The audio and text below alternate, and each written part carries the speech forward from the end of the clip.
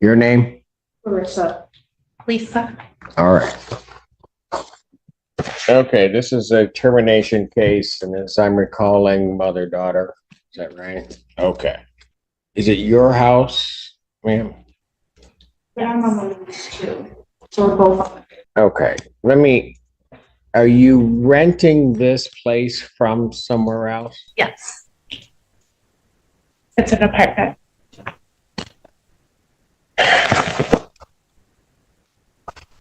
Okay. So, and ma'am, let me ask you this. I don't have a copy of the lease. Are you disputing that she's also on the lease to the apartment? No, I just wanted her out for my well-being. No, I hear you, but I've got to have a legal basis in which to do that. So you're both on the lease to the premises. Is that correct? So you would agree that Larissa, Her right? name is on the lease, yes. That both of She's you are over the, 18. pardon? Because she's over 18, yes, she had to be put on the lease. The Section 8 housing voucher is in my name. And they told me since she won't move out that I have to evict her. A mother tries to evict her own daughter, and a courtroom becomes the battlefield for a broken family. But when emotions collide with the law, the judge delivers a reality check neither side expected. This isn't just a housing dispute, it's a war between love, responsibility, and truth. Oh boy. Yeah. All right. So you've got a leasing agreement. There's a Section 8 voucher. What is the portion of, so how much do you pay? I pay $374 a month. And the voucher takes care of the rest of the rent. Correct.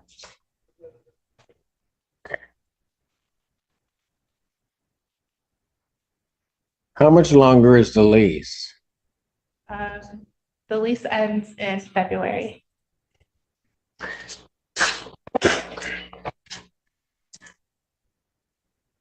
And so of the 300 something dollars, who pays what? Do you pay that? I pay everything. I pay the lights, I pay the water, I pay the rent.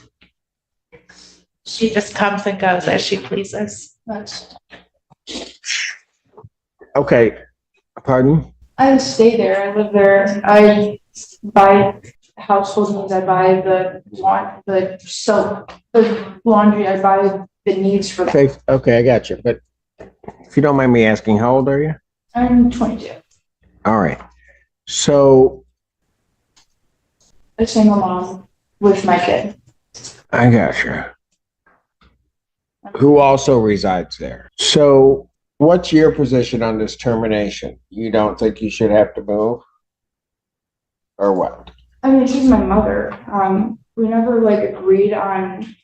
It's just rent. She wants me to pay, and she wants me to get out. I don't understand why I need to get out. She's my mom. I mean, we've only had each other like for all of our life. And when my dad kicked us out, it was her and I homeless, like at a hotel and things like. And now she's trying to kick me out. I don't know why she needs to do that. If the lease is up in February and we both have to leave in like February and like right before the holidays and everything, like I don't know. This first she tried to take guardianship of my son, and then I'm not dead or like running away. I'm not missing. I'm here taking care of my kid. So that's why my kid, and she got denied. And now she's trying to evict me because she didn't get lands. So it's just a whole situation, Your Honor. Yeah. So here's the thing. You mentioned twice her being your mother. I love her. Pardon? I love my mother, but I don't think the roles are, I don't know. You don't think what? Like, I don't think she loves me the way I love her. Okay. a lot of powers come with this robe. I can't make people love each other. Right. So, or how they do it. But why do you want to kick your daughter and your grandchild out? I'm not trying to kick my grandchild out. It's my daughter that needs to go.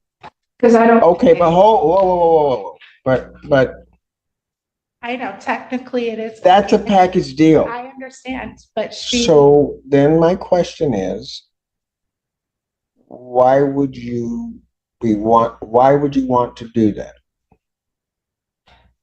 I honestly don't want to do that, but I need this because she's abusive towards me. Larissa, you don't have a place to go with your child. Is that correct?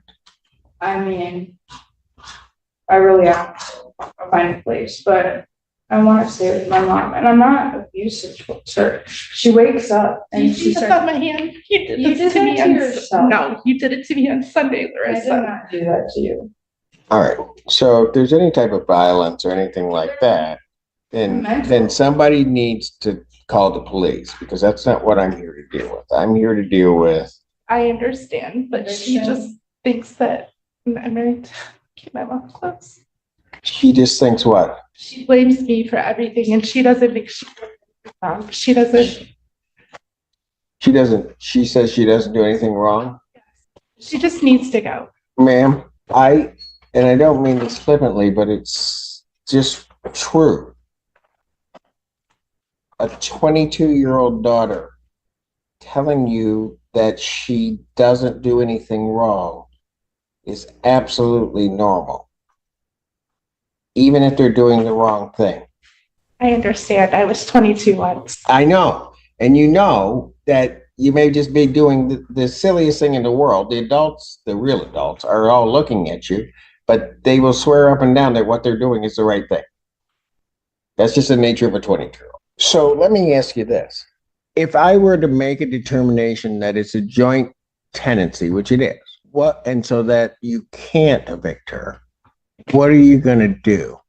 I already told her that. Well, ma'am, did I ask you? All right. So that was a 22-year-old thing that just happened there. Do not talk. Do not talk. Do not talk. What would you do? Pardon? I don't know what I would do. I guess I'm stuck with whatever your judgment is. Yeah, you may be, but that's kind of what I'm getting at. What's your backup plan? To find my own place and move out. Okay, have you done that? No, because Because why? the voucher's in my name. I'm stuck in this lease until the 18th. She has no way of paying it. She doesn't have a job. Have you asked Section 8 about moving? I had talked to them about it, but they said that I have to contact the landlord where we're living if they would let me out of the lease early. And no, I have not. Did you talk to them? No, I have not. Why not? Because I asked them to help me evict her and they wouldn't help me do that. So I don't know. So what did you want to say? One? I don't remember. Oh. That was 22 also. All right.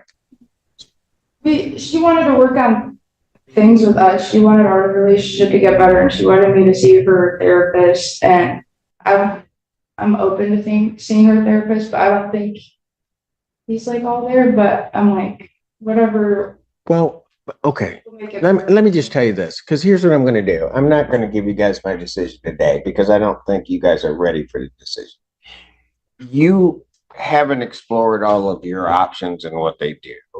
You haven't explored necessarily all of your options, but you are going to figure out a way to make do, right? Now, I'm just going to tell you this, and maybe the two of you ought to think about some of these things I'm about to say. Larissa, you tell me you love your mother. Sometimes you have to meet them halfway. You have to have maybe a greater understanding of where they're coming from and whatever. Sometimes that can be, particularly for a young person, it can be grueling because you don't understand why they may be operating in the world that they're operating. But you just have to do it. And you have to go through time. And if you got to go talk to somebody to try to understand maybe what she's saying, that's what you got to do. Because guess what? In the end, you get one. That's all that you get. And young lady, while young people don't think that they think they got all the time in the world and can do all of those things, you get one. And if you blow it, there isn't another one to come along, right? And from your side, your son's name is Lance. He gets one. That's it. Now, for you, and I don't mean to say this, and probably you're going to get in some trouble, but daughters are challenging. I will just tell you that. I've got one of each. Daughters are challenging. The boy was a lot easier for me. My daughter's 26. I still don't understand. I listen. But she's going to operate in her way. And when I tell her, you've got to meet your mom halfway or try to understand, you know what? You just have to be quiet. That's part of your damn problem. Excuse my language, but it's true. You have to just shut up. Because I bet you, you've interrupted me twice, and I can bet you when your mom's trying to explain something, and it may not come out as articulate as she may want it, she may not even fully understand the emotion that she's trying to explain to you, you probably don't shut up and listen.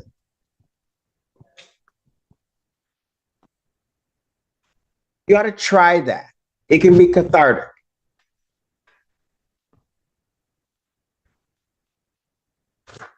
If you love her like you have proclaimed here, you would do it. Ma'am, sometimes you just have to understand. That's a whole different generation than you probably grew up. Her whole thought process is just different. And you can see it just by what's happening in this courtroom. You have not once during this proceeding interrupted me at all in terms of what I'm saying. This one, it's been at least twice. You may not like it, but in some ways, that is what it is, at least at this point. You have to accept the fact that if you offer for ways for her to engage and she doesn't want to engage, while it hurts, you just have to let it go and you don't try to force it. Because if she doesn't understand that she doesn't get another mother, that's not your problem, that's hers.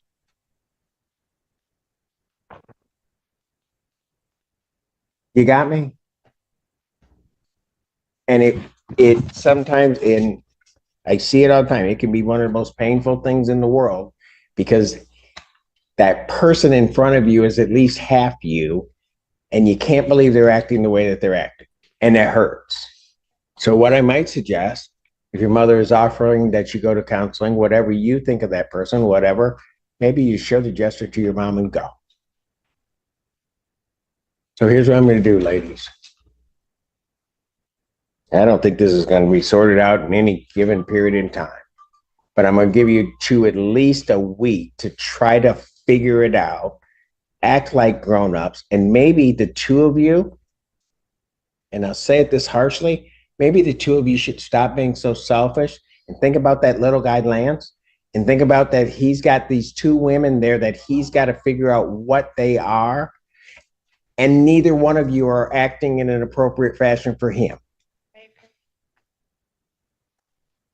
So I'll see you guys in a week, oh joy, at 2:00. Start acting like adults, figure it out, come back and tell me something. Wait, what? Lance has school and I have to pick him up. 2:00, figure it out. Next Friday, 2:00, figure it out. Have a great weekend. Seriously, you're going to walk ahead of your mom? Thank you for opening that door. Because otherwise I was going to have somebody come out there and snatch you up. You just, no, quit talking to me. Jeez, Pete. if my daughter did, that would not be a civil case.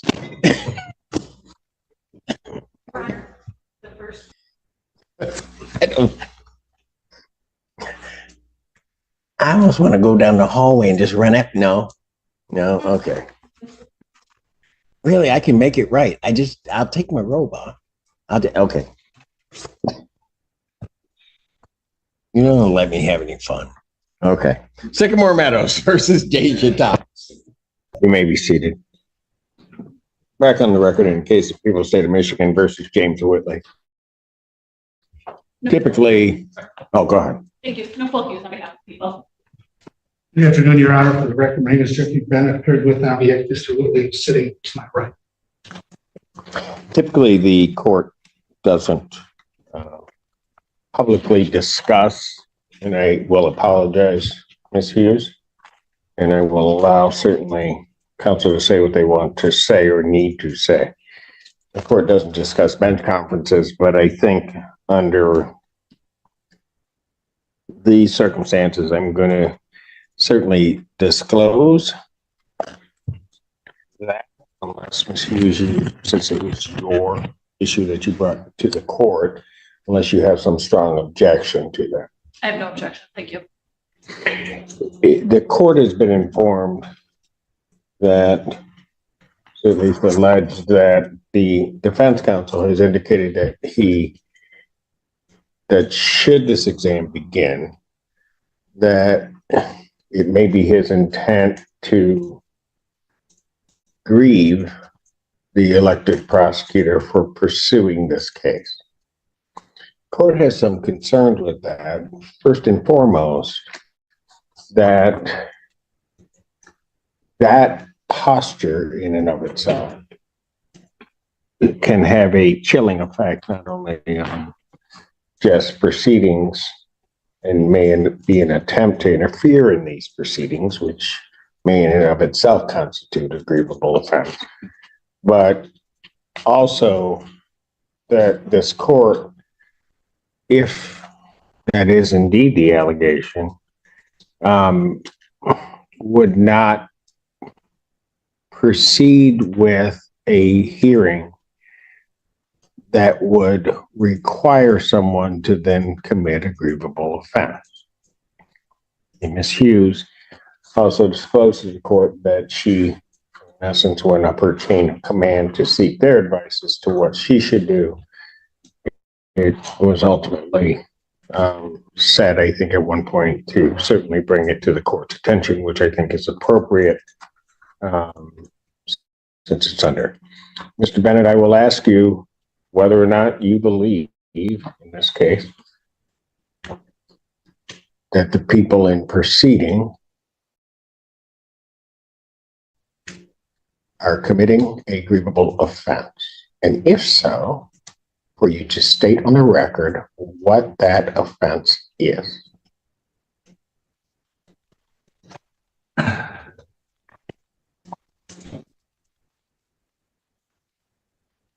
My concern.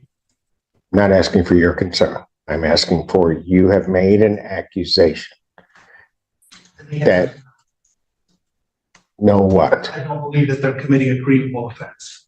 Do you believe that in starting this exam, that they would be committing a grievable offense?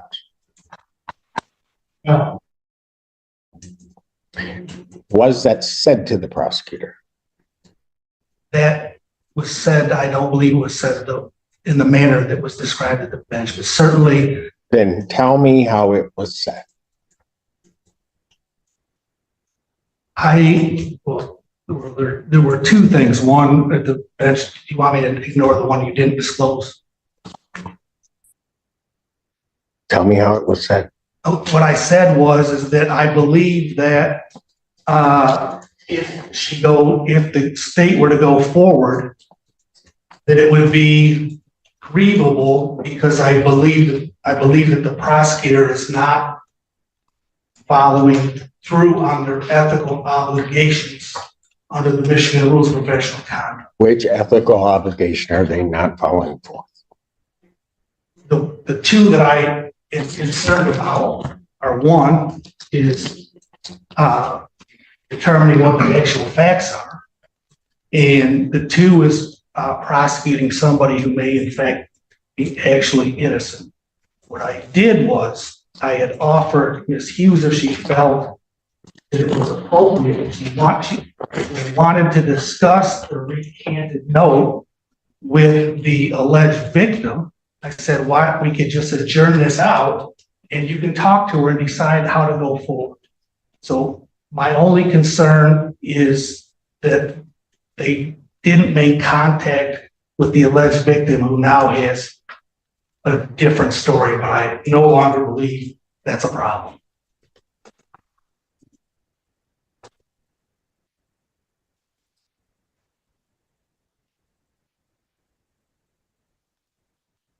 Does that, even as you describe it, amount to something that is grievable?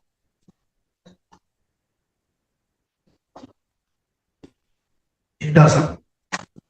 But And why was it said? because at the time I believed that it was grievous. What changed? Quite honestly, what changed is I wasn't aware at the time that they had the lay witness here. And so the presence of the lay witnesses, I think, eliminates all of the issues I had with the police providing the testimony that's admissible here, but not in trial. Ms. Hughes.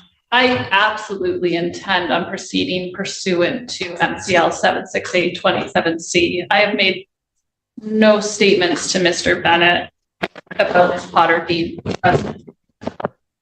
I don't think it is, because Ms. Potter is not present.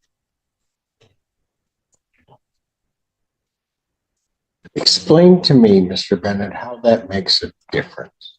Because quite frankly, I think your accusation is against the prosecutor amounts to your attempt to obstruct these proceedings. So explain to me, which in and of itself would be grievable, counsel. So explain to me what happened now that you know that they're there, how that changed the whole mindset. The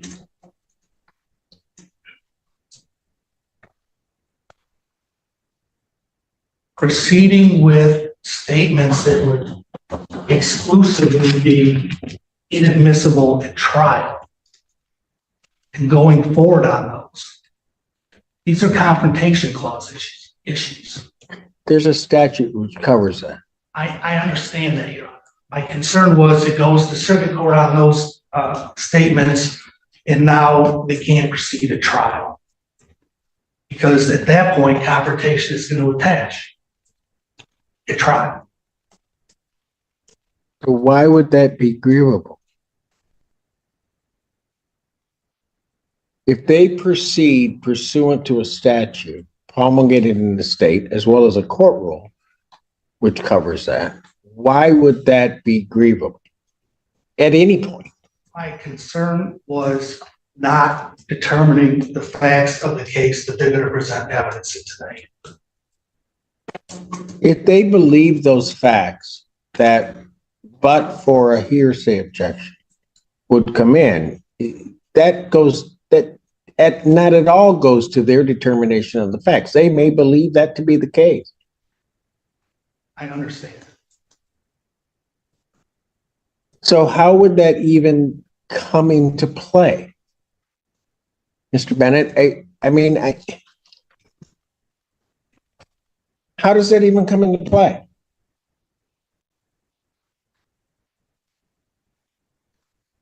I explained what my position is. I don't know what else to say. Okay, let me just say this. I don't care if somebody's on the defense. I don't care if somebody's on the prosecution side. It doesn't matter to me, especially between counts. No one is ever going to come into this courtroom and be intimidated in some way by some threat to their profession, particularly in proceeding with what is their obligation. It is Ms. Hughes's obligation to bring this case. It is your obligation to defend your client. She can't make threats to you to try to prevent you from proceeding to defend your client, or to do nothing if your client wishes that for you to do that as the defendant. This behavior, Mr. Bennett, is inexcusable in this court's mind. Absolutely inexcusable. And quite frankly, sanctionable. Because you can't try to make somebody not do something by, quite frankly, as I'm listening to your explanation, are just absolutely unequivocally false threats to their livelihood. I don't believe that's what I was doing. What do you think you were doing? Trying to bring to Ms. Hughes' attention an issue that may or may not exist. She interpreted it as a threat, which I understand. I'm going to grieve your boss. And you. I did not. If you start this exam, she's supposed to take that as something that should be brought to her attention as opposed to a threat? We continued our discussion a second time where I was explaining where I was coming from. I did not say what I said in a very artful way. So You threatened a grievance for her proceeding. Am I wrong in that? I didn't consider that I threatened it. I was trying to bring an issue forward to this threat. She took it as a threat. What was she supposed to take it as?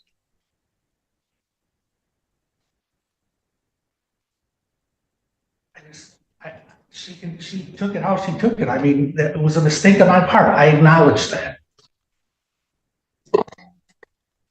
You're trying to tell this court that you didn't intend to threaten her boss and ultimately her? Is that what you're telling me, Mr. Bennett?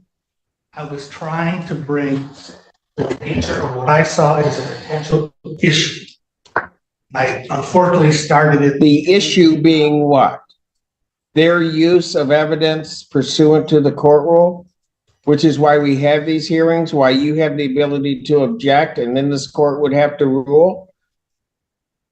I felt this case was different because this is not a situation where, this is a situation where the alleged victim is given another detailed statement as to what happened. And so what makes that different?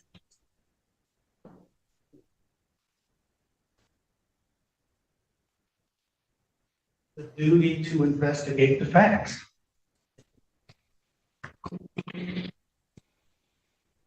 How do you know they haven't?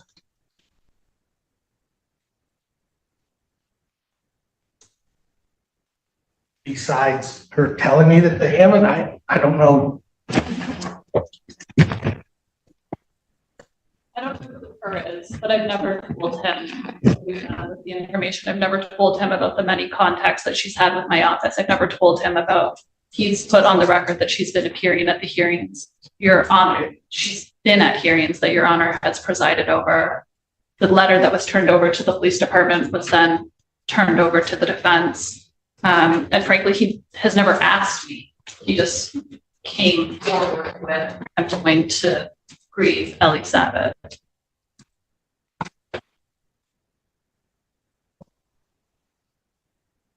Mr. Bennett, I am very concerned. What was your intent on saying that?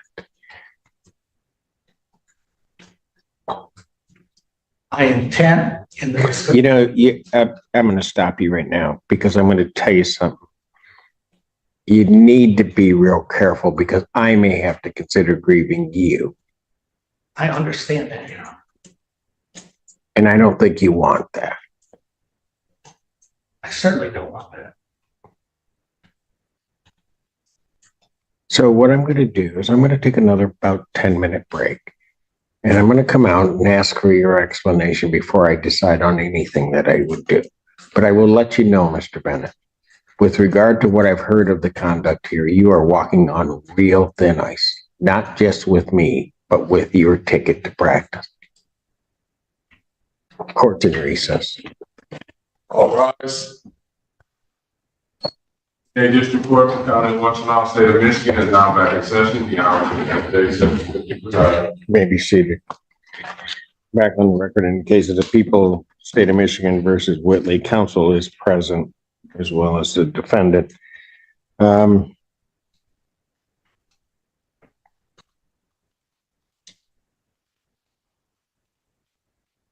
there anything else regarding this issue that either side would like to say?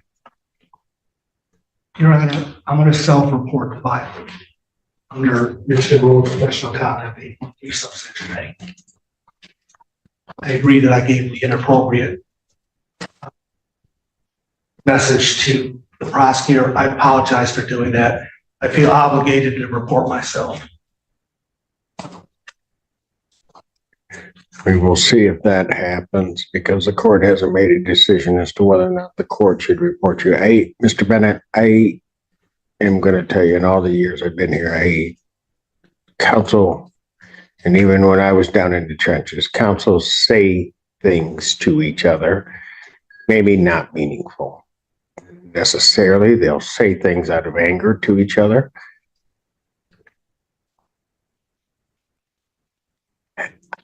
I don't know why you would even think it would be within the bounds of anything decent to make that kind of threat. And I call it a threat. That's precisely what you were doing. And I have to make a decision now knowing it as to whether or not I should do it. And I will make that decision. Ms. Hughes, and I'm going to apologize on behalf of the court for having to do this, but I think it's necessary given this turn of events. Would your lay witness, as well as I guess the officers, would they be available on July 1st at 10? Is it at all possible to have the lay witness testify? It would be to identification. And I would. As to identification of the defendant. So it's very brief. And I don't want to have to bring the lay person back. Understand. Mr. Bennett. I would stipulate to the identification.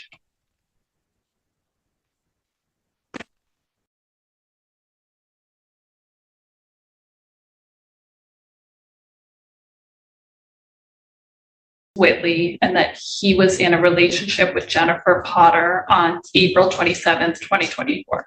Yes. Thank you. Will that satisfy what that witness would testify to? Yes. Very good. Thank you. What was the date? I apologize. I am going to adjourn this, if it will work for everybody, to July 1st at 10 a.m. That is my only.